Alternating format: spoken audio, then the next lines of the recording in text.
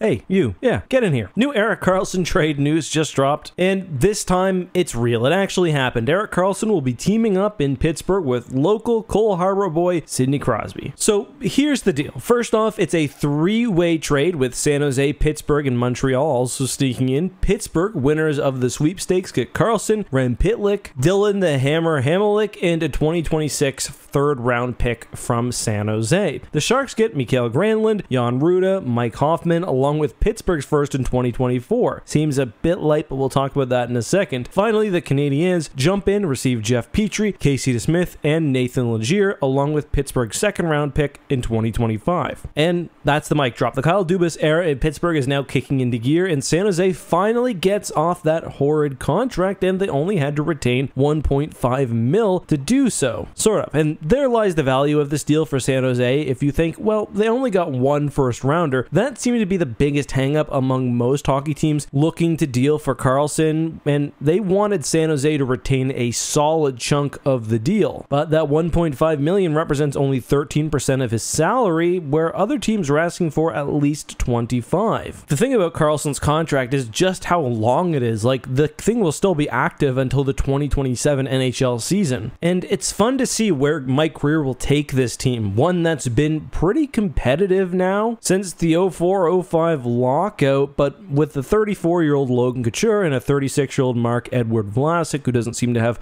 much left in the tank, things have to change. While I do like Hertl, and he is signed for the foreseeable future, you don't really see teams rebuild around a 29-year-old. Interesting and exciting times ahead for San Jose, but with probably some growing pains along the way. Honestly, the contracts they picked up, probably not great also. Granlund's $5 million cap hit, but only till 24-25. Mike Hoffman's expires next year, and Jan Rutta's also in 24-25. So this does move up the potential rebuild time by a couple years. But let's talk about Pittsburgh, and to be honest, I don't know about this one. While I do think Karlsson is obviously a great get for a team, and people will say it maybe makes them cup favorites, I don't really feel that way. This is a Penguins team which just missed the playoffs for the first time since Sid's first season and looked totally dysfunctional for much of last year. And while they've added the defending Norris winner, there have been a lot of questions on if last season was just a flash in the pan for Karlsson. The 2 seasons before, he certainly didn't look like a $10 million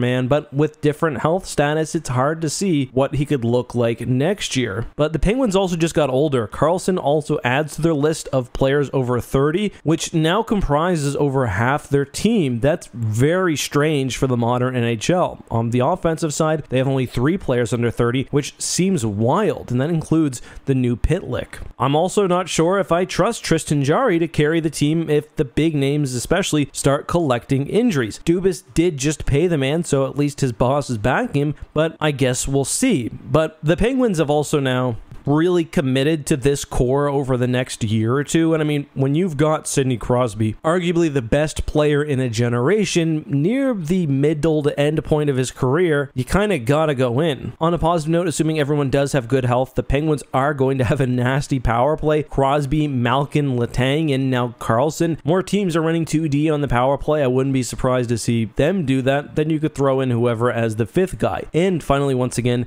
the Canadiens snuck in as a 3rd team to take on some much needed cap relief and were rewarded with a 2nd. Not too bad for them because they really don't need that cap right now. Plus, Petrie back in Montreal, it feels nice, doesn't it? And there you have it. Karlsson traded to Pittsburgh as old Kyle Dubas lands himself a big fish in his first season in charge, and now his tenure as president and also GM will always be linked to this trade for better or for worse. But let us know what you think. Who won? Did San Jose get enough? Let us know down below.